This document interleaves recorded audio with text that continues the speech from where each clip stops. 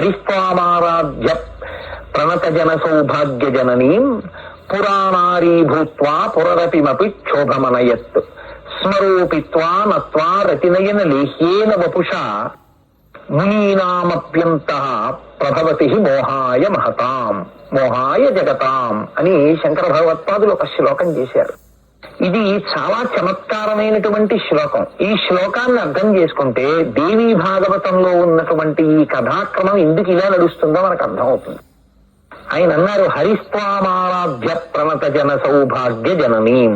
అమ్మా, ఒకానొకప్పుడు శ్రీ మహావిష్ణువు నీ యొక్క బీజాక్షరాన్ని ఉపాసన చేసి నీవు లోకంలో నీకన్నా అందగత్త లేదు అనబడేటటువంటి సత్యమును నిరూపణ చేయడం కోసం, శ్రీ మహావిష్ణువు యొక్క కోరిక తీర్చడం కోసం నీకు ఉన్న అందాన్నంతటినీ శ్రీ మహావిష్ణువుకి ఇచ్చావు.